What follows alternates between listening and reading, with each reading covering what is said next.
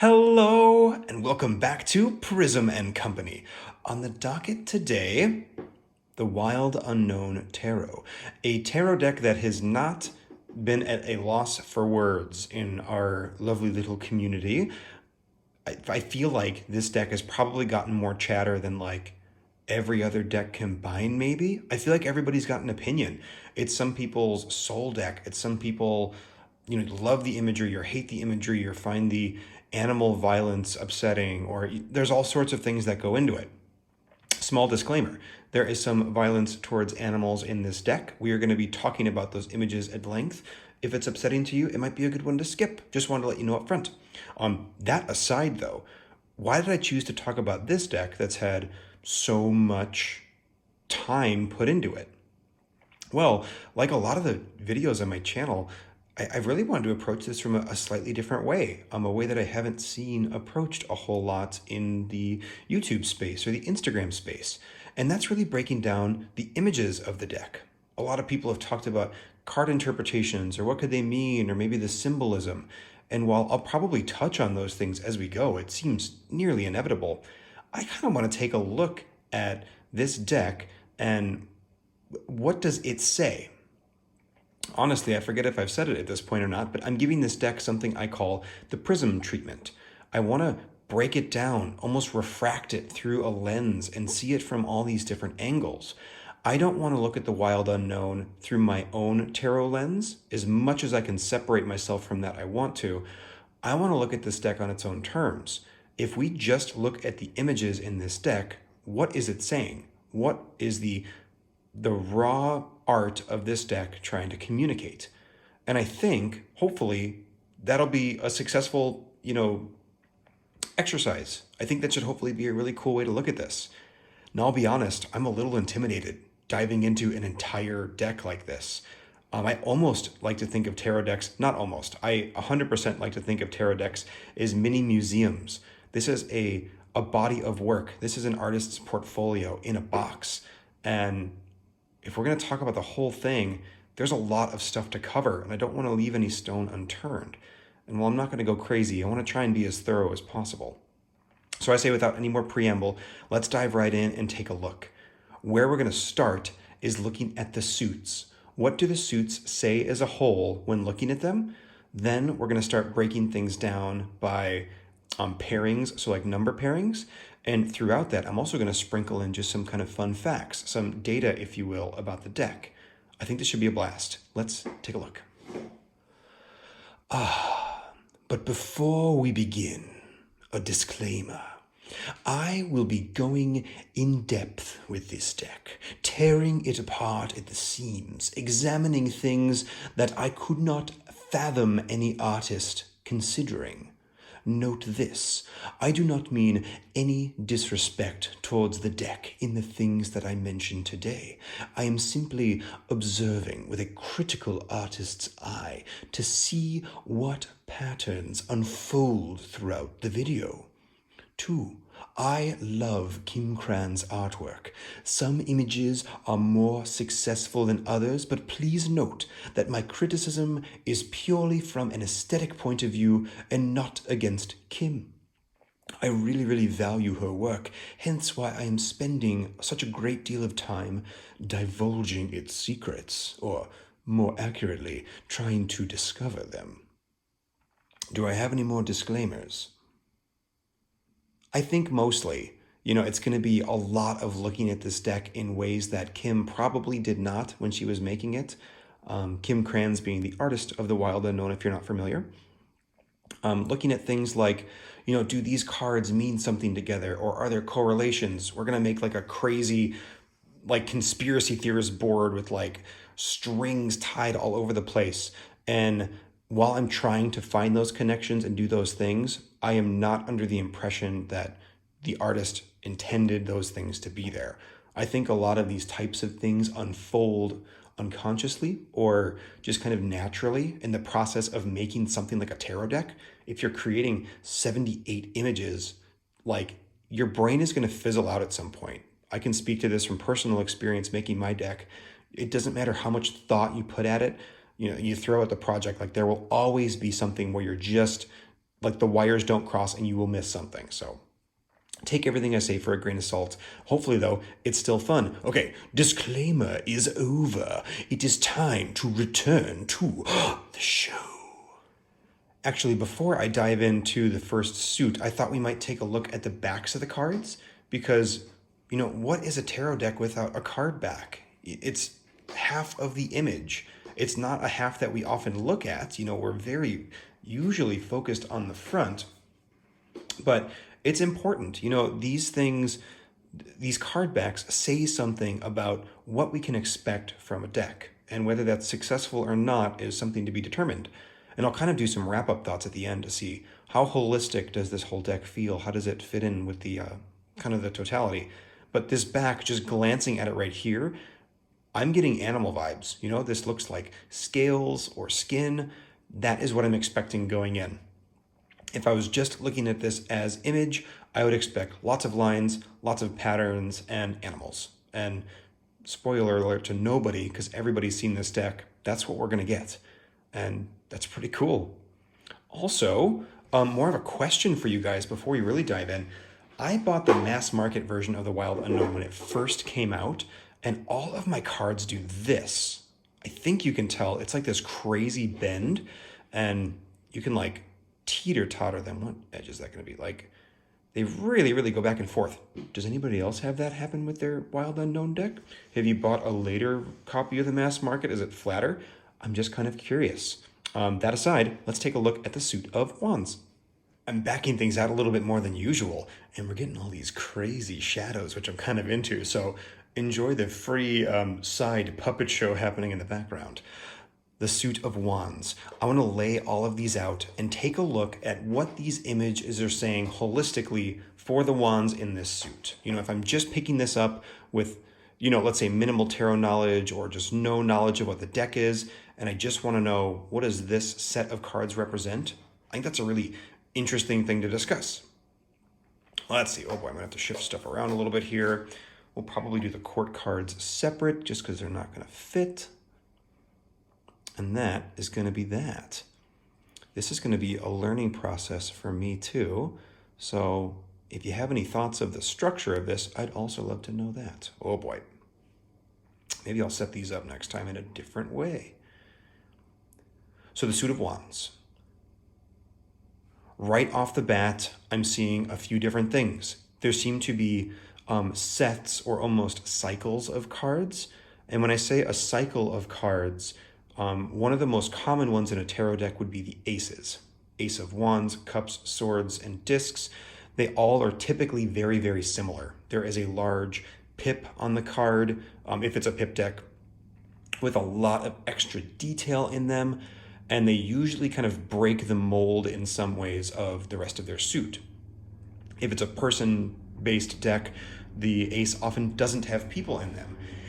If it's like a totally pip deck, where it's very, very simple imagery, the aces often have additional flourishes and accoutrements around the side. And that kind of similarity between four disparate things would be called a cycle. That is very commonly referred to in, say, game design, where cycles might be different players or different factions of something or different maybe equipment that you can use that all kind of revolves around a similar theme. So these different things that are all revolving around theme, I'm seeing these two right here, which are extremely bright and colorful, something that we're not seeing a ton of in the rest of the suit. So it's, starting off extremely bright. There's obviously pops of it as we go. These three are extremely similar because we have these very linear gray lines in the background. So we have a set of 2, a set of 3. That's a 3. There we go. Down here, I'm seeing a set of 4, and this is kind of oscillating. Boop, boop, boop, boop, with very dark images with just a pop of light on the bottom, pop of light on the top, pop on the bottom, pop on the top, and then one kind of outlier card. This card is extremely white. So what I'm thinking for the suit of wands is that we're going to have like plateaus almost, these mean something, then these mean something. Then there's a little blip, and then we kind of have a little bit of an oscillation here. So we're almost getting like static or like a dial-up modem. You know, it's like all those crazy sounds coming in, and it just like there's not a lot of consistency. And if you associate that with fire, what wands are associated with, that kind of makes sense in some ways. You know, if you think of a flame flickering in the breeze, it might pause over here for a second and then whip back and, you know, slowly grow and slowly move and then kind of undulate for a while. So I think that's pretty cool. What other things do we see? Not a lot of red. Often when I think of a suit of wands, I think of fiery, warm colors. So reds, yellows, oranges, those types of palettes. And we're certainly getting some bursts of that. I would say these 3 cards in particular are really kind of feeling that way. A little bit with the 8 too, although it does get into some cooler colors. But let's say these 4. These ones are really giving me strong, warm color tones. There is one of the rare cool toned cards in the deck where it is just colder colors like blues, greens, and purples. So that's kind of an interesting outlier in many ways now. And then there's a bunch of cards that are rainbow or have a more dynamic color palette to them where they're introducing cool colors. That is also true up here. We're getting some blues, although it's really dominated by the warm tones. But here we have lots of pinks and blues on the side.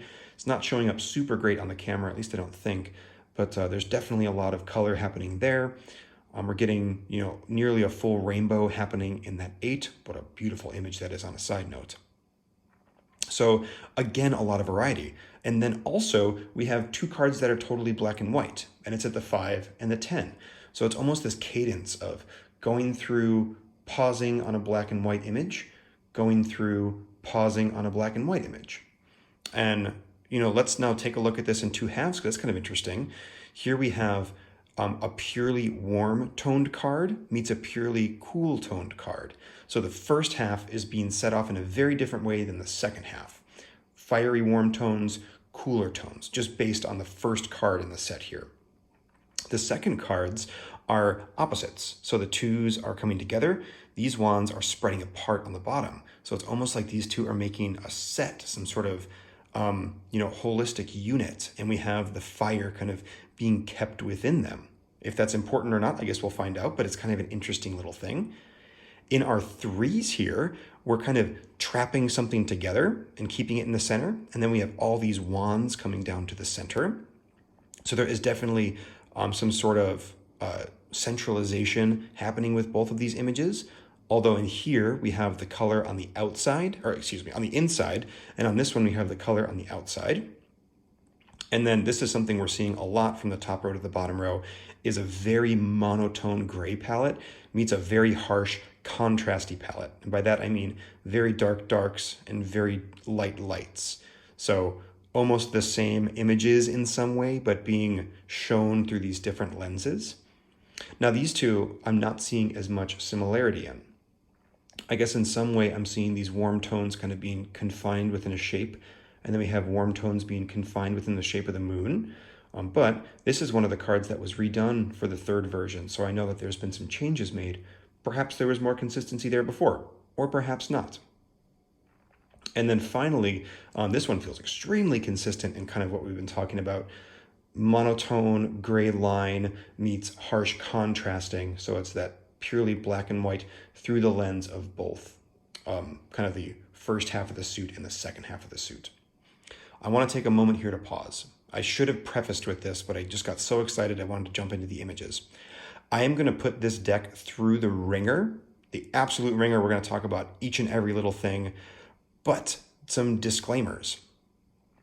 Maybe I should even do disclaimers earlier. You've actually already heard disclaimers at this point. So that is what it is. Welcome back to disclaimers part 2.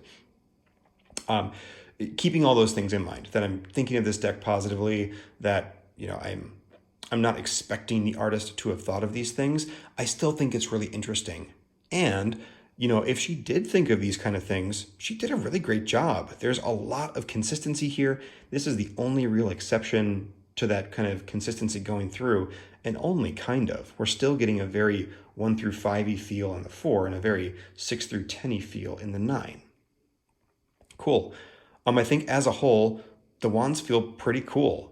I'll be interested to see how these numbers stack up against the other suits. So, is there that same kind of consistency within the aces? Do the twos all kind of feel the same? Do the fives all kind of feel the same? And I guess we'll find out as we get there.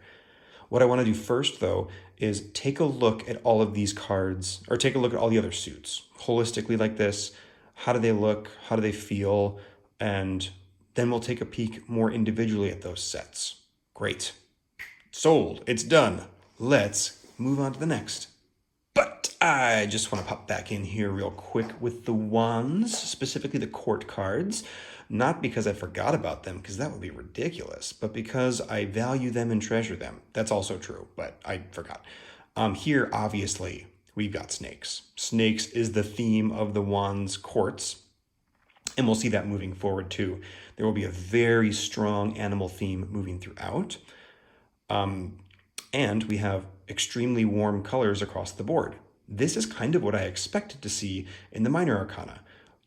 There's lots of different uses of color here. We have very contained color, we have very kind of background expansive color, and then very contained color again. So it's not always used consistently, which is great, but it's always these warm tones. And I'd be curious to know, what does the version of the Wild Unknown look like where the wands are all warm tones? And what would the swords look like? I mean, there's a lot of questions in there, but that's not what the deck is. This is cool though. So we have definite consistency happening across the court cards here. A couple of other things. We have 2 silhouetted white wands, and then we have 2 silhouetted black wands. So there's almost an inversion there. We're also seeing that these 2 have color in the backgrounds, and then these 2 have color contained within shapes. I'm pointing at the wrong thing on the daughter over here. So we have a feminine and a masculine. The feminine is kind of the contained one here. The masculine is the expansive. And I'm saying feminine and masculine because in this deck, it is daughter and son. And then we have an inversion of that over here. So now we have the feminine being in the background instead of in the contained shape. And we have the masculine being in that contained shape instead of in the background. So a very nice little ebb and flow there. If we look at these 2 as sets, oh boy. I'm actually going to just reorder these slightly. That is a very nice little cadence. It's a beautiful way to kind of see these 2 from left to right. The only outlier here that's kind of bugging me now that I see it, all of our wands have this beautiful little, oh wait, it's up and down. And now as an image, this is really nice, but this is going to be our first outlier. Outliers are just things that don't quite fit in the deck the same way. And I wouldn't even call that an outlier if there wasn't so much consistency happening with the other snakes. And it's cool because, in our gal snakes over here, it's a top-down view. We're looking at the top of a coiled snake or a top of this. And these 2 snakes, we're both looking at them from the side. And even with those different perspectives, the wands are still moving in the same direction, which means that this one is lying flat underneath her, but it's propped up against him. And this wand is propped up too, but it could have been kind of cool at that angle. Just a little something interesting. These kind of outliers are exactly what I was referring to in the introduction disclaimer with she obviously thought this through. This would not have this cool cadence and consistency without her really thinking about it. But sometimes stuff just falls through the cracks. And I'm sure this just ended up being a cool composition. She wanted it to really be bursting from that center, which makes sense for a sun, that bursting energetic idea. And if that central, radial point was shifted off to the side, it'd have to be probably around here in the corner. That would be an extremely different composition. It would almost look like the snake was getting blasted from the side, not that it was almost like a flower blooming on top or, ejecting in all directions. So compositionally speaking, I can totally see why she made that choice. The sort of OCD consistency person in me would really love it to be on its side. All in all, really nice. I think these court cards exemplify the best in this kind of cycle nature that we were talking about earlier. And as a whole, I think are a little bit stronger than the minor arcana, which felt a little more plateauy, a little more pulsy. I am now extra super duper fascinated to see what all this looks like in the cups. And I promise we're going to the cups this time. Ooh.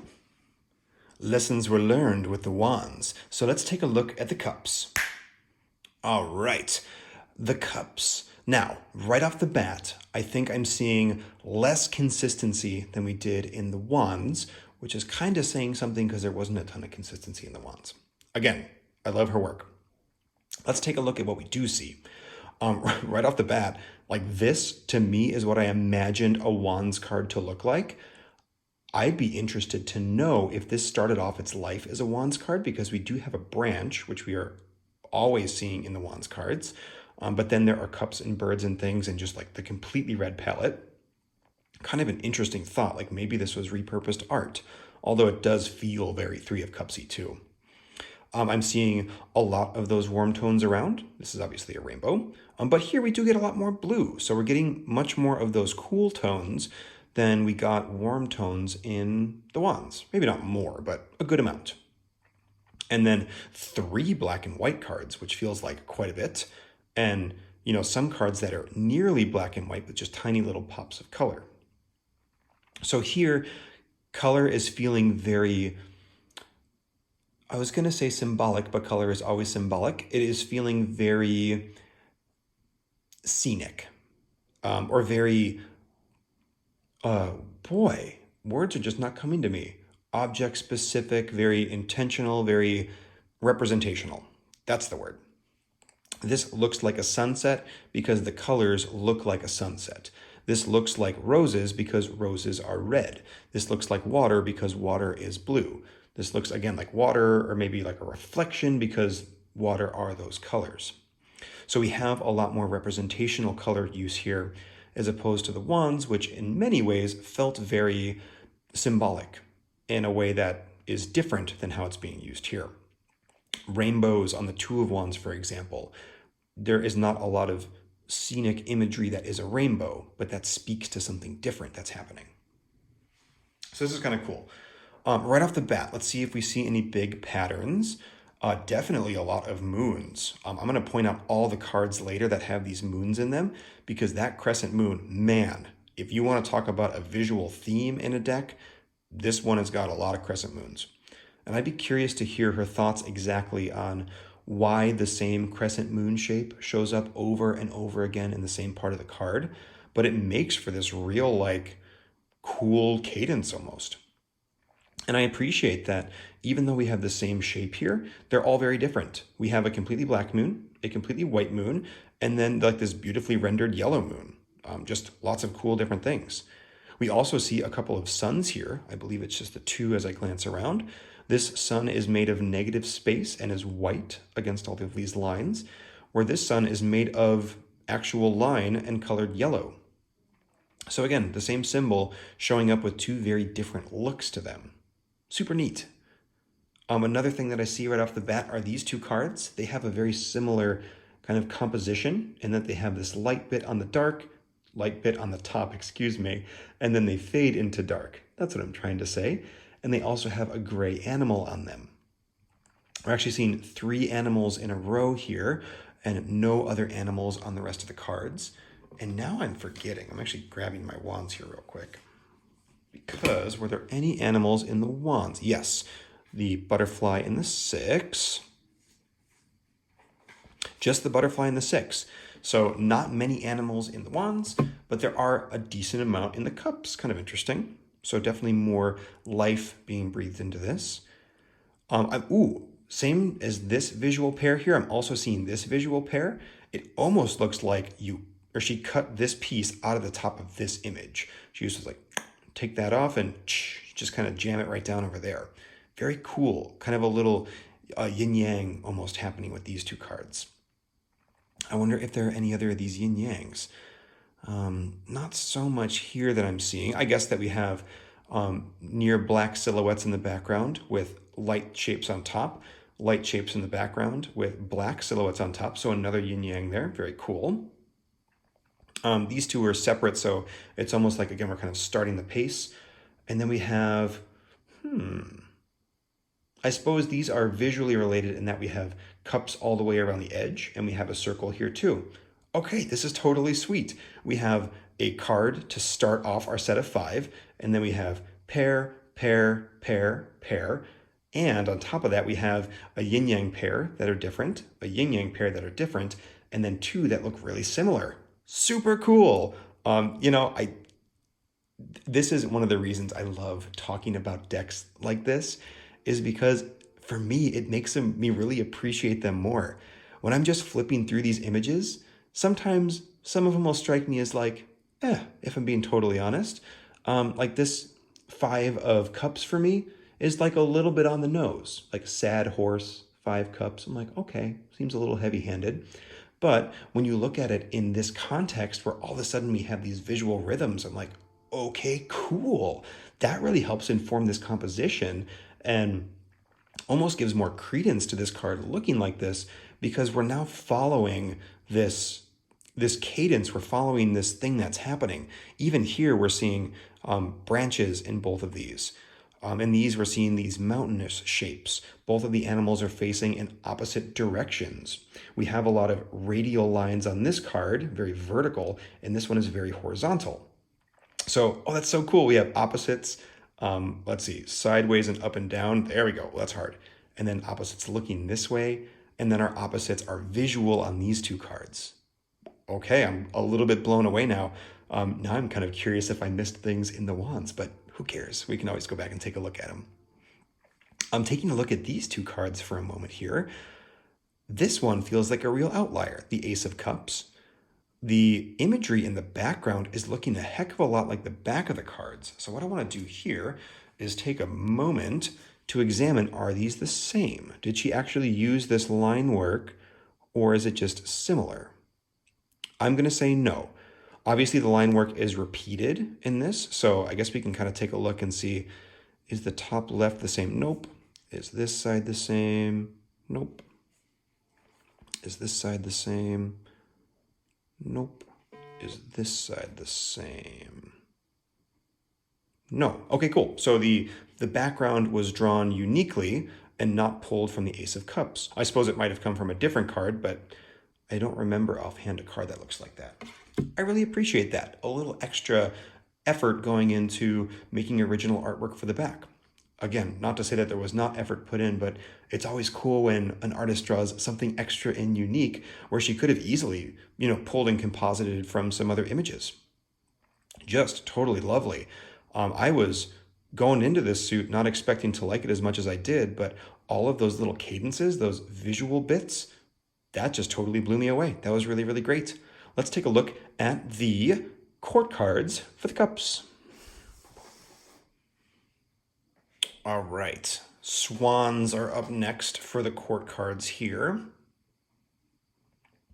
And let's take a look and see if we have any of those same visual cadences that we found in the first set, the wands. I think these are a little bit off. Ugh, don't drive yourself crazy, Colin. Right off the bat, these two are very obvious to me. We have a white swan and a black swan. Both of their beaks are the same. We have a cup on the bottom and a cup on the top. Very dark background, very light background. These, facing left, facing right. These are very obviously pairs with each other. Although interestingly, their composition feels very similar. Even though this swan is facing to the left, just visually, it almost looks like this wing is kind of forming a similar like arrow pointing to the right, just like that swan is. And then the beaks are kind of going in opposite directions. So just a little bit of, like I'm almost getting, like you take that and flip it upside down, and that is then, I won't be able to do it because it's going the opposite way, but there you can see very, distinct left and right, where this is now a very rightwards facing composition. Same with this, even though the swan is facing to the left. And I think because we have an eye, but it's black, so it's, it's an animal face, it's not a human face, and it's pointing in this direction, I'm still getting some directionality going this way. That might just be, though, because I'm looking at this swan too. So it's more looking at it because in isolation, that swan, this composition is definitely pointing to the left. That's kind of interesting. We're also seeing pops of color that we're not seeing over here. If this was a quote-unquote perfect or yin-yang kind of compositional pairing, I might expect to see some pops of color or some color within the swan itself on the Father of Cups. Kind of an interesting note. Daughter and Son of Cups. Here we have, again, a cup above and kind of a cup below, although it's much more centralized this time. Both of our swans are white. Both of our backgrounds are linear. So not as much of a pair as these two, but we do have color spilling out into the background and color being contained within the cup here. So certainly some opposites happening. And we have a similar thing happening with the mother and the daughter of cups, each having a high and a low cup, and one cup that is a black silhouette, one cup that is rendered. And then again with the son and the father, one cup that is high, one cup that is low, a rendered cup, a black silhouette. Very cool. And even so far as, this cup being a gentler slope and this cup having more of an angle. So we have a more quote unquote masculinely shaped cup here and a more smooth feminine cup over on this side. Very interesting. Now, looking at these, I'm feeling that these two cards are set more in space. The bottom of the mother here is receded into that darkness. It almost looks like she's sitting within it. The daughter of cups here really looks like it's sitting in the water, and then there's a reflection. I would bet that she drew these two later than these two because these compositions feel much flatter to me.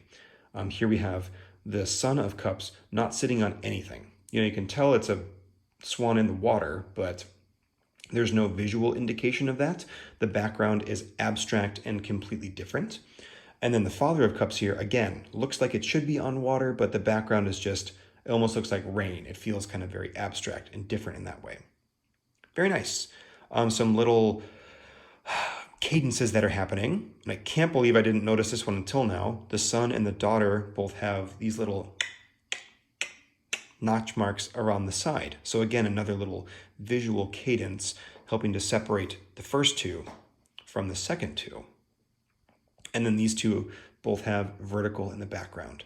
I think I'm going to call this one my outlier for this because this feels different than the other ones. These are very linear. I would have expected this background to also be horizontal if this was just a totally, linear binary pairing. Not even linear. Binary is really the word I was looking for.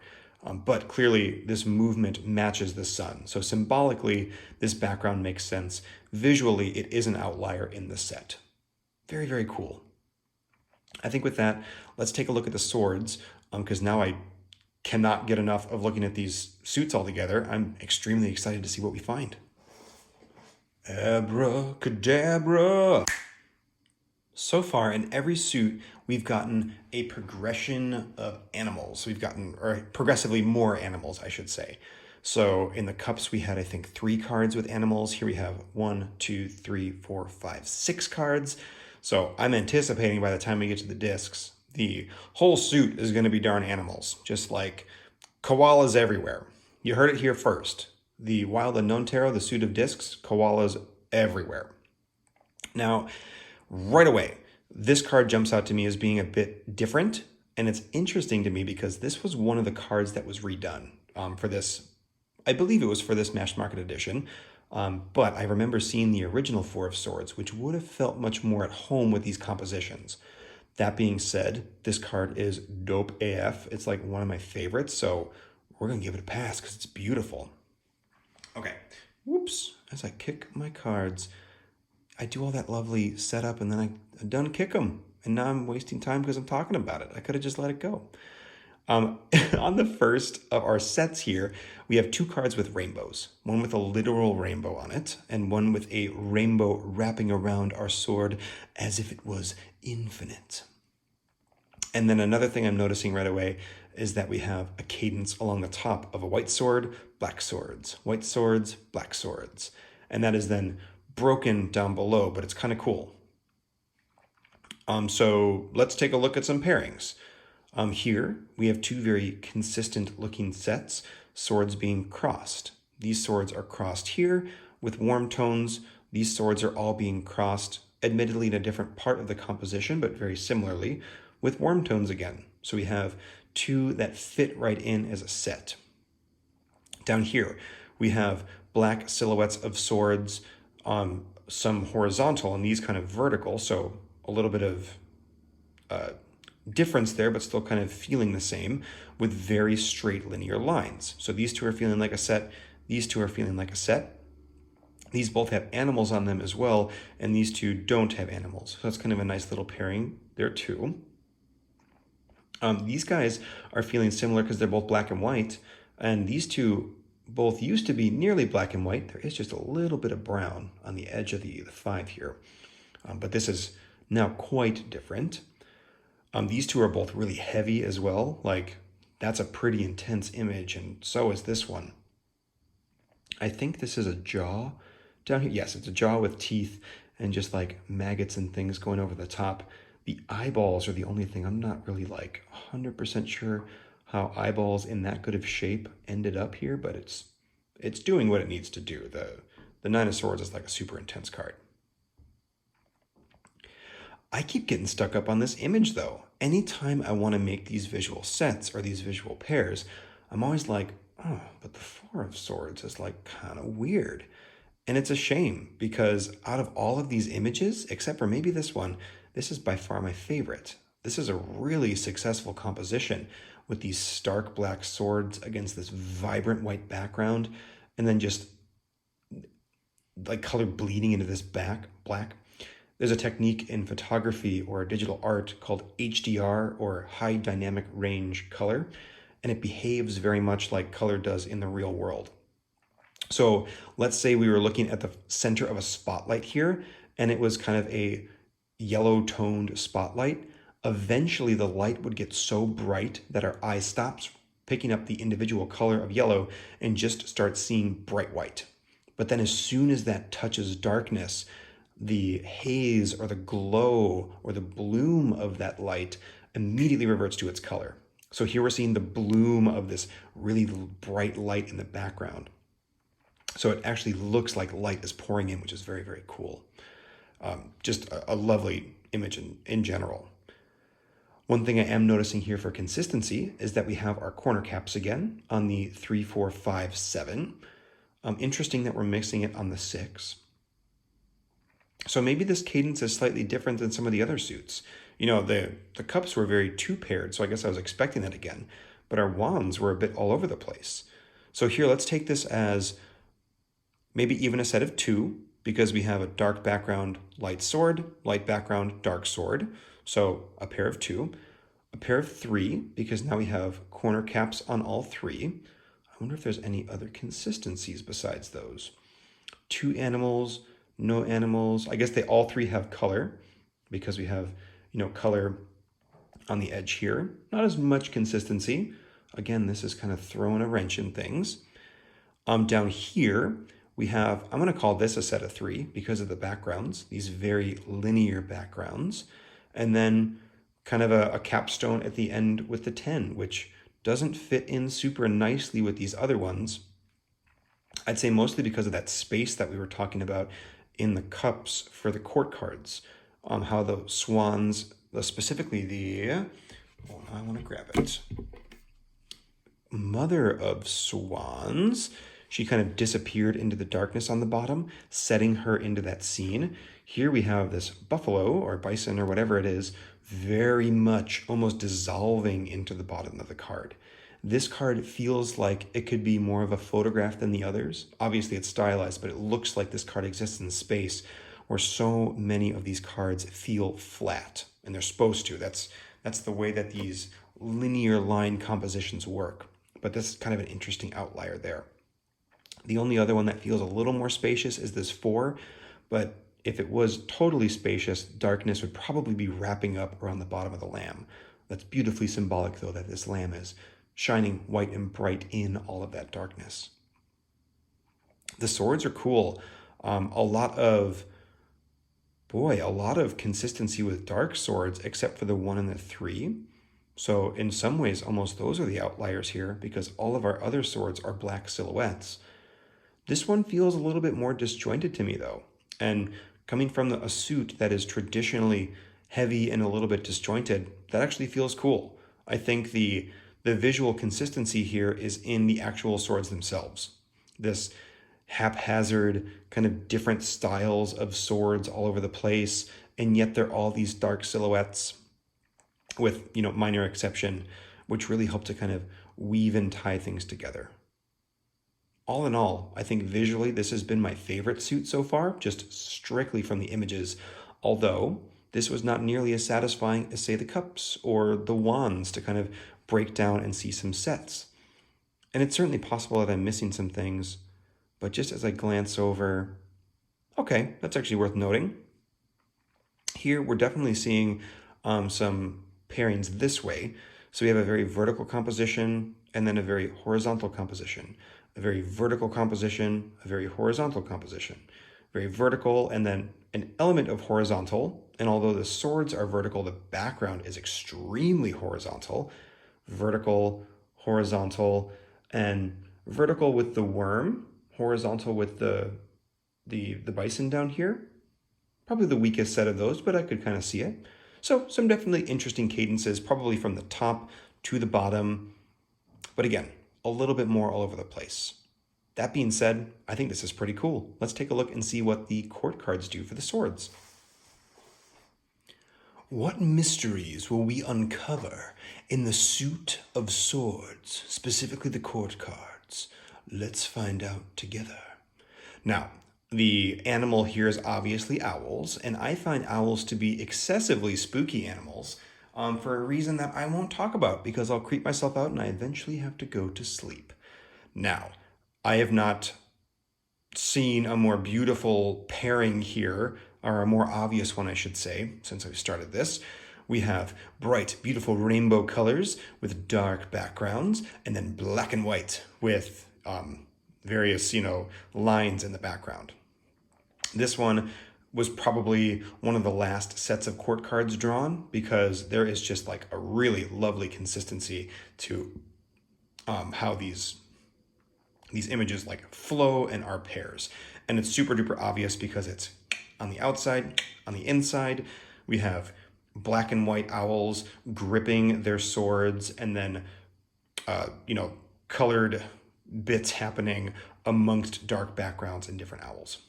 I would also guess, I just want to pause for a second. That last sentence was buck wild. Can we all just agree that was a buck wild one? We made it through. Boy, we're going to make it. We're going to make it. I would guess that these two owls were drawn after these two owls. These images look more successfully rendered. It looks like she was more comfortable creating owl images, where like the face in this one looks a little bit awkward. The body of this one looks a little bit flatter. These owls look very round. They're placed in space. They look like owls. And I always think that kind of stuff is very interesting. And that level of consistency across the cards is something I would never hold an artist to, especially with something like a tarot deck. It's the same with, drawing my own. The card that I drew first looks like absolute trash fire garbage compared to the card that I just drew today. Like, I've just grown a lot as an artist through the process. And even, let's say she drew all these in one day, which I doubt, but let's say she did. You're going to get better at drawing owls as you go. This was probably the first one, the second one, the third one, the fourth one. Just if I had to take a stab in the dark. Maybe I might switch those two. The most interesting thing to me here, because obviously the pairs are beautiful, they're lovely, is the little marks on the side here. That's coming up a lot. And I didn't really notice it in the first couple suits. I wasn't even looking for it, but it was so prominent in the suit of swords that I wonder if there's something about those that tie them all together. That is going on my checklist of things to take a look at. This card is an outlier for another reason, because in these three, all the owls are looking at us, and oh my God, it's creeping me out a little bit. I love owls. They're so cool. They're so symbolic, but they creep me out, guys. I can't even. And then this owl is flying away. I'm ignoring that. I'm not talking about it because it's just happening. So this is definitely something I'm looking into. This is for sure my outlier card here because, again, the sun, it makes sense, but it's flying away. Has it been all of the sun so far? It was for sure the sun in the cups. It was also the sun in the wands. Okay, so now that might be another cool consistency. The sun is always the outlier in the court cards. I will be fascinated to see if that is true with the discs as well. Well, I'm wrapping this up, partially because it's owls, partially because I now want to get to the court cards for the discs. let's go there now. Well, not the quartz, but the discs. You get it. We'll get there. Attention passengers, please watch your step as some of the discs may have shifted during the flight. Let's take a look at this because right off the bat, my hypothesis about the discs being full of animals, wrong. Hashtag wrong.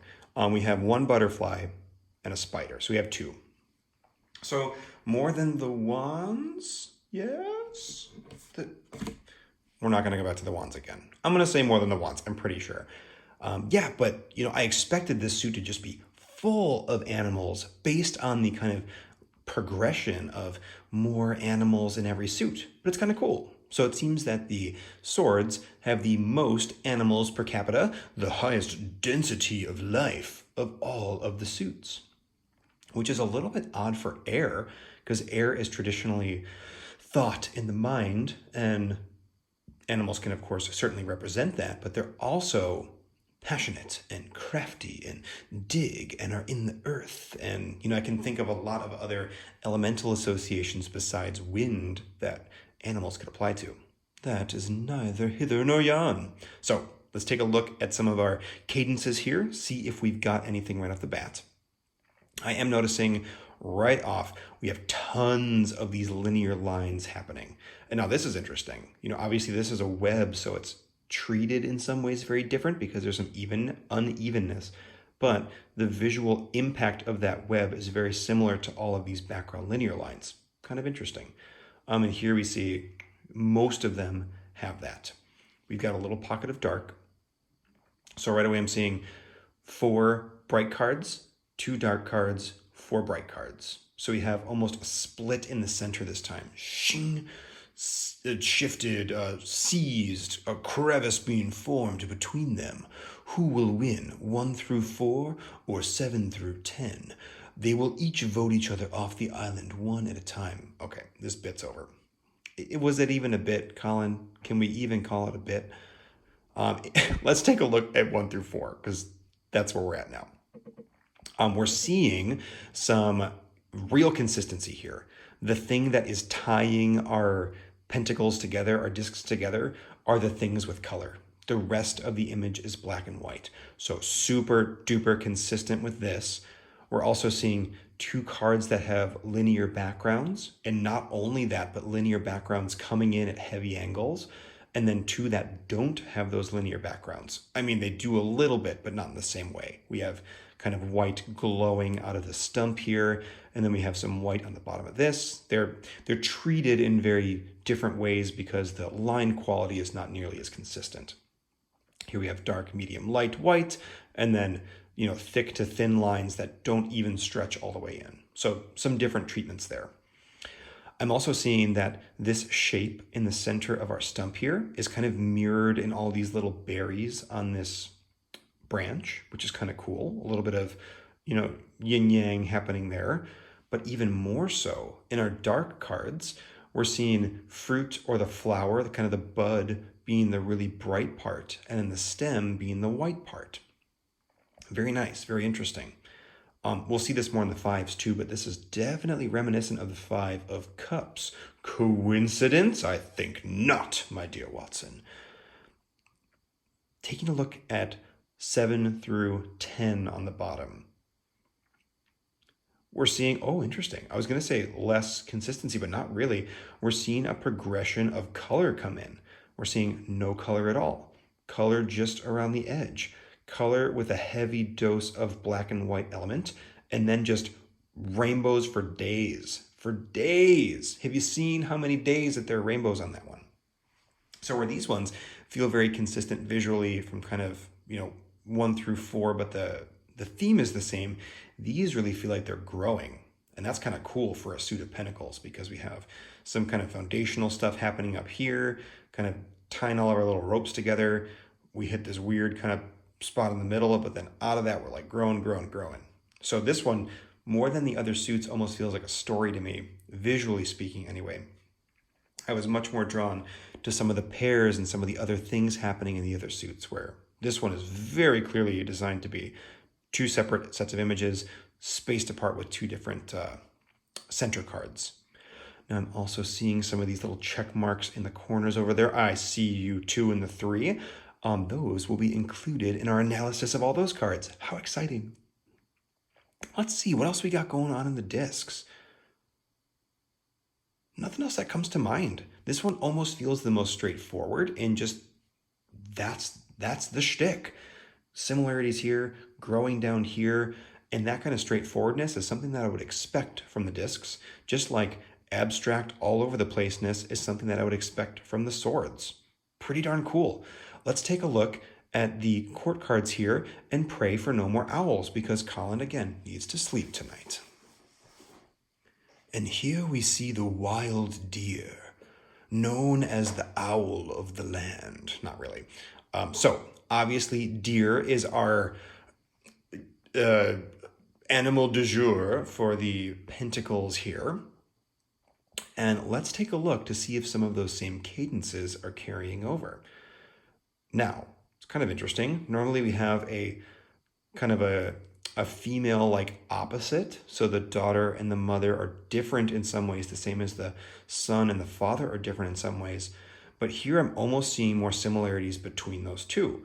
The gals have very linear horizontal lines happening, where the gents have much more vertical compositions, even though this is radial, because the symbol is moved up towards the top. The majority of our radiality, which I don't think is a word, is moving down. And especially with these lines that are a little bit more spread apart, it gives a little more emphasis to that pocket, which again reinforces the vertical nature. We're also seeing an inversion of color here. So we see antlers that are rainbow and white, as opposed to these, which are colorful and black and white. We kind of see that same pairing here. I guess the pentacle themselves is opposite. We have a white pentacle and a black pentacle. We have color in the background, also color in the background here too. This is interesting. The Mother of Pentacles is feeling like our outlier here because there's a second deer. This has been the only card so far that has shown 2 animals, specifically in the court cards. There's been like a couple of animals on some of the pips. But that is really interesting.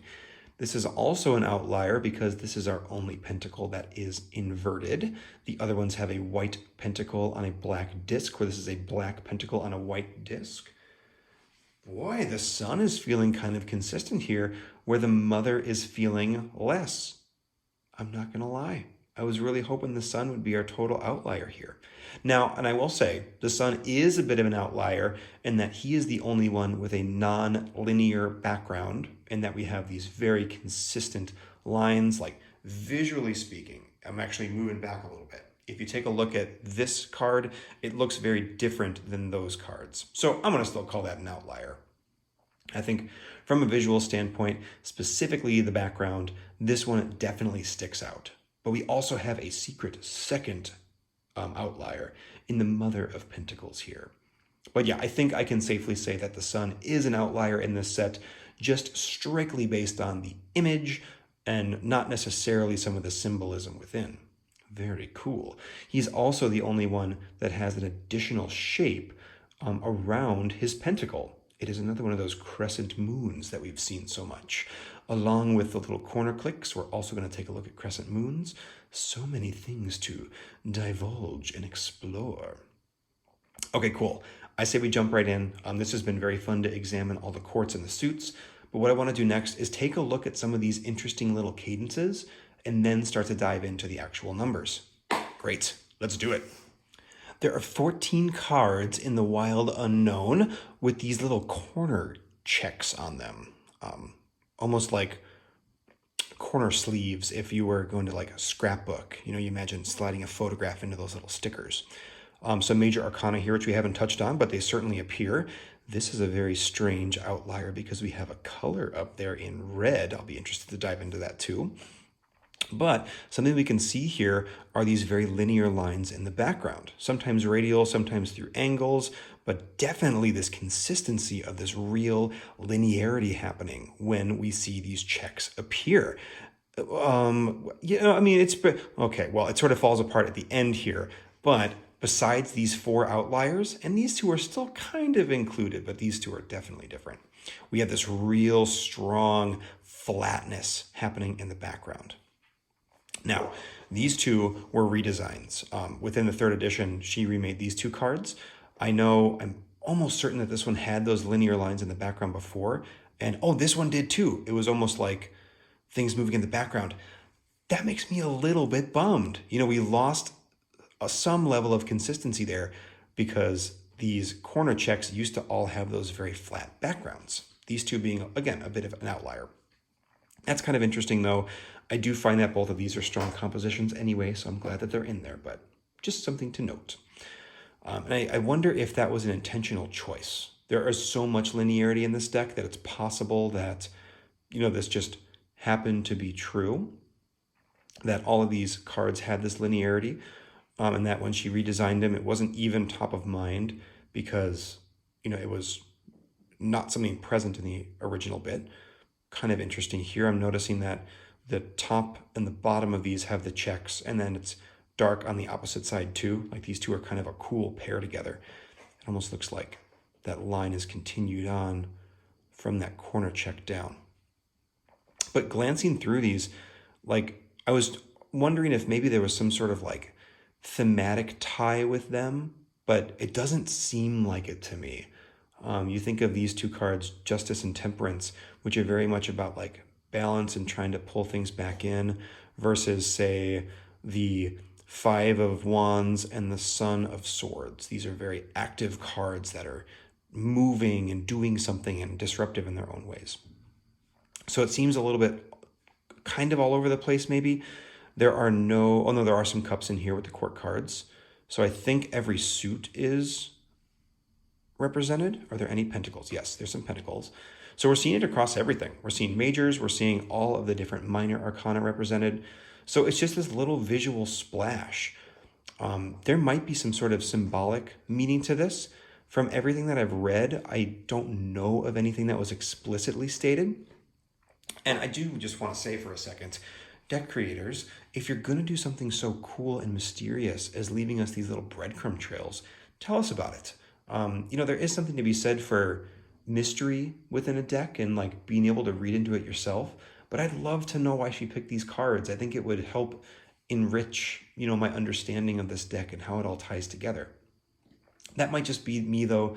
I certainly love a good mystery, and I think that some folks probably like the ability to kind of read into this what you will. But I definitely like, explicit statements about why choices were made.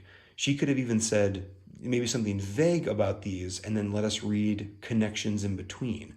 Maybe if she said I picked all these cards because of a certain reason. Actually, that would almost make me more upset, but not that I'm all upset about it. But I'm not seeing a ton of consistency with these cards. This almost to me seems like something that she added in for reading purposes, just a little visual something to help create additional narrative, little visual triggers that help to spark intuition. Because when these 2 cards come up in a reading, even without seeing it or thinking about it, if I'm seeing these little check marks on the side, my brain immediately starts to tie those images together. And then I start seeing yellows in those 2 images, which tie them together a little bit more. So it's all this pulling from different directions that just is another tool in the tool chest of tarot to help us create a narrative, which at the end of the day is what we're trying to do, which I think is pretty neat. All right, not the juiciest tidbit there, but kind of interesting. Negative results, if you will, not seeing a ton of consistency is almost in some ways just as interesting as seeing oh, I get it, what's happening here. Because, besides these outlier cards, there would have been a lot of visual consistency with the lines. And I think that's honestly good enough for me. Let's take a look at another one of these themes that stretches itself throughout the deck. The next consistent card creation that we will be examining is that crafty crescent moon. I was really trying to work in some more alliteration, but I was gonna start having to make up words. I actually didn't count these. Let's see how many of these there are. There are 1, 2, 3, 4, 5, 6, 7, 8, 9 cards that contain this crescent moon within the deck. And these ones we can actually lay out and take a peek to see if there's any of that consistency. Oh, I'm already forgetting my little trick again here. C'est la vie. So right off the bat, we can see a little more variety. And this card in particular, the Wheel of Fortune, makes me think that Kim drew the major arcana before the minor arcana, and also with some of these little crescents here, because in the minor arcana, these crescent moons always appear in the top center. Very consistent. We see it one time happen here in the majors, but the rest of these, like these are shifted off to the side. This is, to the right, inverted over there. Like that's a real outlier moon because it's not facing the same direction. I would guess that she started off drawing these moons, was really happy with these images, didn't want to change them. Oh, excuse me, I'll burpy all of a sudden. And then as she started drawing the minor arcana, really wanted to nail down that consistent visual theme. And there is nothing wrong with that. These are beautiful. I would also want to keep those images. When you're drawing like this is actual pen on paper with watercolor over the top. It's not as simple as just moving that moon over there. It's literally redrawing this whole image. So, for those of us who love this High Priestess card, myself included, we'd be looking at a different High Priestess card if all of a sudden Kim was like, you know what? I do want to move that moon in there. And then the whole composition would have had to shift. This paw wouldn't be able to dangle so much on the bottom because that moon would clip into the numbers. There's a lot of stuff that goes into a decision like, I want to move that moon over a little bit. Looking at these images as a whole, there's definitely a lot of darkness in the background, which makes sense because moons often come out at night. The only real ones that aren't doing that are these two, and there's kind of this interesting like light thing happening. Clearly an inverted moon up there, so we have a black moon against a white sky, almost like it was a negative of the image. And then again, almost one of these HDR moments happening of light kind of bleeding in with a moon sitting on top. The rest of these moons could conceivably be in the night sky, 100% for these. This one, sure, maybe even a moon reflecting over water. From a thematic standpoint, let's see. High Priestess, Empress, Nine of Cups, Moon, Four of Cups. Okay, so these are all in some ways a little bit more chill. Like this one is not as chill, but it's a very chill image. Nine of Wands, not so much. That's usually a very like active and moving card. Son of Pentacles is fairly chill. Wheel of Fortune's all over the place. Not a ton of consistency from a meaning standpoint. I think this is, again, probably just more of a little cadence of a visual thing to help tie stuff together. This is like a double whammy card because it's got the moon and it's got the little corner check marks. So if you draw the Seven of Cups, boy, is it just relating to everything in this deck, which is kind of cool. From a visual perspective, there are more cool images in here than most of the rest of the deck. The deck leans very warm, spoiler alert, but we have like large amounts of blue on these, pinks showing up in the Empress here, pinks and blues happening. Definitely some cool colors in the High Priestess. So on the whole, these are leaning cooler, they're leaning darker, and there is a lot of consistency with these moons, with just a couple that break the rules, specifically in the major arcana, again, probably because those images were drawn before the style and the cadence was really created. Very neat. Let's take a look at some of the other little consistencies within the deck. The next thing I'd love to talk about are the colors of the deck. Because when I think about the Wild Unknown Tarot, I think about a black and white deck that just has some sprinklings of color in it here and there. These beautiful, stark images that are, harsh and contrasty. But in reality, if you look at this graph, only 18% of the deck is in black and white, only 14 cards. And that was totally wild to me that, this deck that I mostly consider to be black and white is mostly a colorful deck. It's a lot of these very heavy cards. The images tend to be sad or almost oppressive in some ways. Take like Death and the 9 and the 10 of Wands, like some really, really heavy stuff. So thematically, I think these black and white cards work really, really well. They are stark, still, heavy images in the deck. Judgment is kind of a unique outlier in that, just because it's such a powerful kind of like expansive image. But just looking at this gray, it's kind of interesting to see like this doesn't look like the Wild Unknown. As much as I thought this is a black and white tarot deck, it's totally not. This lacks so much of the life and the pizzazz that this deck is known for. But all together like this, it's cool. It makes you imagine what this deck would look like totally in black and white. It would really lose something. It would lose a lot of that charm and that life that's breathed into it. So let's take a look at some of the colors, because, colors being 82% of the deck, 64 cards, I wanted to break that down a little bit more too. I'll start with the very smallest section here, which is the cool cards. So again, when I say cool cards, I mean blues and greens and purples, kind of like watery tones. And that is only 6% of our deck. It's 4 cards. It is the 9 of Cups, the High Priestess, the 6 of Wands, and the Mother of Pentacles. These don't contain any warm colors. We're really kind of skirting the edge here with some of these pinks, but there were so few of these cards that I gave them a pass.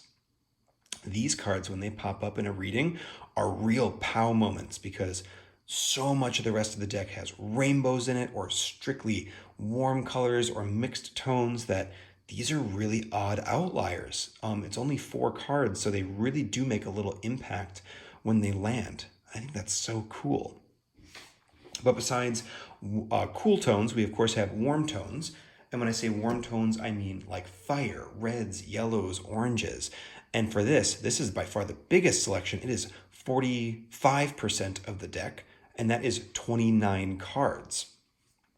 And now these ones are ranging in the amount of warm that they have. For example, the 3 of Cups here, like we mentioned earlier, is like a fiery sunset, where the 2 of Cups is just little pops of color. And we can actually see some things like the 2 of Swords and the 7 of Wands, kind of a cool inversion of composition there with black silhouettes, white silhouettes, but the actual color popping nicely in the same space. So some very cool little cadences happening. But these are very warm and appear just all over the deck. In the minor arcana, in the major arcana, across every suit, there is just no shortage of warm, fiery tones. And I think that's kind of interesting, because we're looking at a naturey, animal-based deck.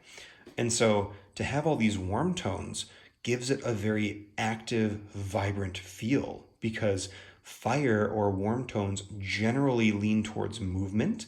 You think about the sun and the day and getting up and doing things, where cool tones are colder and more like nighttime, so they're more restrictive in some ways and slower. So if we just bring back in these cards for a second, these compositions, except for probably this butterfly, feel very cold and still. Our deer are literally sleeping here or stoically watching. The High Priestess ain't moving anywhere anytime fast. This is still waters behind here.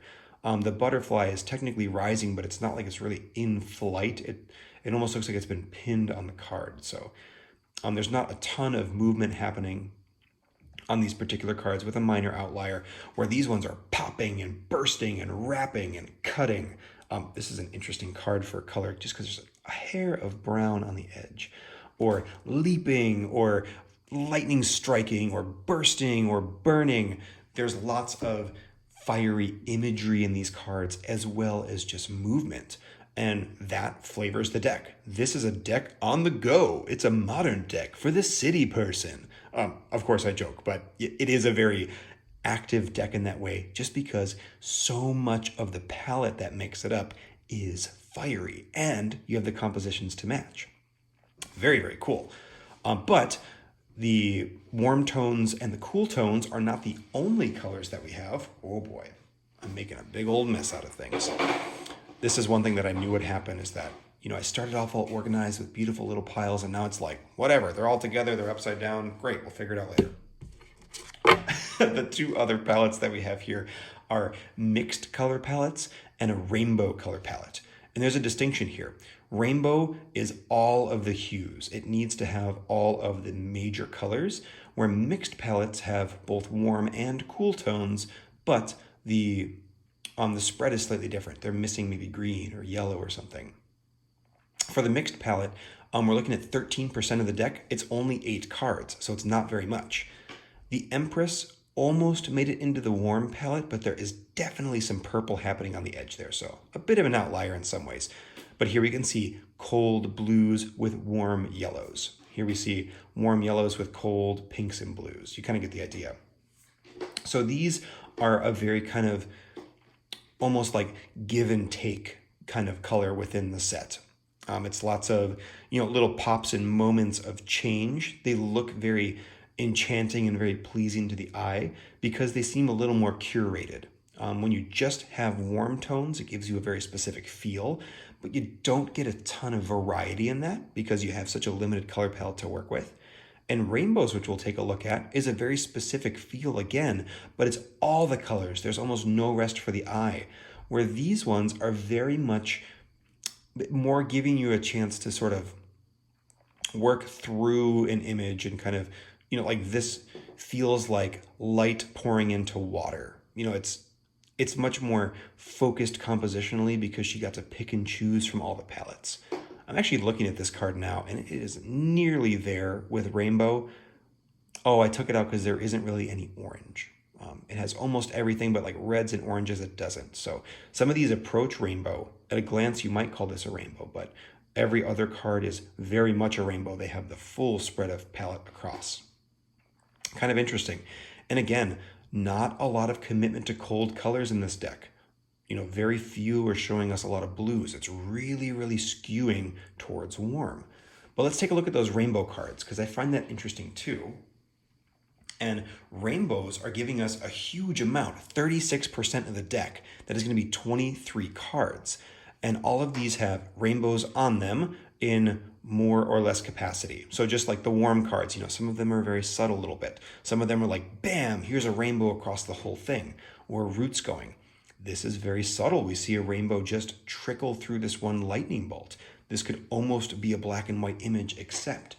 And it's those types of things that bleed over, like the 8 of Wands here, that make reading this deck really unique because this almost reads as a black and white image, even though it's a rainbow. So it's almost like a transitory image between the black and white and the colorful parts of the deck.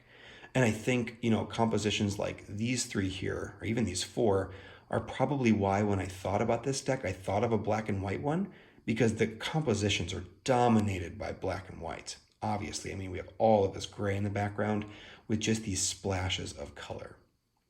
And that's super cool. That gives a flavor to the deck, but some more interesting things to look at. Not very often do we find things like this 3 of Wands where we have watercolor kind of doing its thing and blending in with each other. She really embraces this in future decks. She's getting much more comfortable with watercolor as a medium and letting it just kind of like naturally flow and do its thing, which I think is so cool and beautiful. But here we can see, like this one's very subtle. There's just a rainbow around the border of the card. This one is just little tiny, almost like piano keys kissing in on the edges. Little kisses. Now this sun card I had in the warm pile for a long time because boom, we have a sunburst in the center. But on the edge, it creeps into, look at that, green, blue, purple. It might be a little hard to see, but the sun is a rainbow card in this deck, which is kind of wild to me. Oh, that beautiful, very iconic star, the lovers here. Some of those cup cards that we were looking at earlier. Temperance in this deck. This is another card that was redone. This used to, I think, be a black and white card or a much more limited palette, where now, boom, it's a rainbow. We got all the colors happening. So a rainbow color palette, it doesn't really give your eye a place to like rest. It feels very like abundant and active. Cold cards feel still and distant. Warm cards feel active and moving. A rainbow card is just like confetti. It's almost like too much to take in, which can be beautiful and kind of like magical and peaceful, or it can just be like, bah, here's like everything all at once. And I think it's cool. There's enough of this in the deck. It's not so much. It's only, like 36%, like I said. So it's not like the whole time you're always grabbing these rainbow cards, but it's showing up enough that you're always getting an injection and a splash of color with pretty much whatever draw that you make. I think this is really cool and really beautiful. Oh, and look at that. That text message will now signal the end of this segment. Let's move on to the numbers. My bad, actually. My squirrel brain got a little thrown off with the text message. One other statistic I did want to mention was animals versus non-animals in the deck. So the deck is very animal dominant. 45 cards or 58% feature animals. And it makes sense. Between the court cards, which all feature animals, several of the minor cards, which will have animals sprinkled in, and then many of the major arcana cards, which we haven't talked about yet, all have animals in them. And it's a decent spread. You do see a lot of birds. You see a lot of kind of like big cats in some ways, especially in some of the major arcana cards. But there's a pretty good spread. It feels like a whole kind of wilderness of animals coming together. I think that's pretty cool. And most of these are going to be dominated by warm colors or rainbows. Again, that's just because those are the colors that show up the most in the deck. So if you think of the two biggest overlapping segments, which is animals and colors, you're going to see a lot of overlap like that. Like right away, we can see all of these rainbows poking through. I suppose that's also because I had all the rainbow cards together. Just so interesting though, because let's take a look at the other half of this, which is the non-animal cards. Oh boy, there goes that big old stack. Non-animal cards, these are 33 or 42% of the deck, and they feel very like stark in some ways. Animals literally bring life to these cards because they are alive. And here, some of the images are very, like movement based and kind of feel alive because this is like nature happening. But some of them feel very stagnant and, rightfully stagnant, but like separated from nature in some ways. So it's cool. This is almost like the blank canvas upon which the rest of the deck is drawn, because within all of these non-animal cards, the animals then get to poke in and kind of explore around. And we see lots of trees on these cards and lots of dark spaces. This is literally almost the environment that animals inhabit, which makes sense. Think of an actual forest. The whole thing is not literally like Animal Farm with like 20 giraffes. Okay, giraffes aren't in the forest, but you get the idea. Like 20 beavers next to 350 squirrels, like just marching in unison. They're spread out. They're hiding amongst the trees. You get, a little cocoon, like, whoop, just peeking up under here. And then we have a bird like flying in on the side. And then also there's like this thing happening over here. So animals are sprinkled in throughout, a huge density of them, but enough that it gives them space to breathe and exist. And I think that's great. That distribution of animals versus non-animals, who knows if she planned it out or not, but it's just like, just feels just right. I think it's absolutely cool, absolutely beautiful. I just wanted to pop in here because I just realized how long I've been recording, and I don't need this to be a bajillion hours long. So let's call that part 1 of the Prism treatment for the Wild Unknown Tarot. We're going to call that general overviews and symbolism, maybe. Or cadences. Look at the title down below. That's what we're going to call it. Magical. It's like I just figured it out right now. And then in part 2, we're going to take a look at the numeric correspondences. So all the aces, all the 2s, all the 3s, all the 4s, all the 5s and the 6s and the 7s and the 8s and the 9s and the 10s and the 11s and the 12s. Okay, well, there's no 12s, or 11s. I got into a groove there. We'll also take a look at the major arcana, and maybe I'll have enough sleep that I don't make a total silly fool of myself singing songs. Also, I'm pleased to report that I didn't creep myself out enough with those owls that I feel sleepy and just ready for beautiful slumber to overtake me with dreams. We're going to stop this right now. Thanks, everybody. Bye.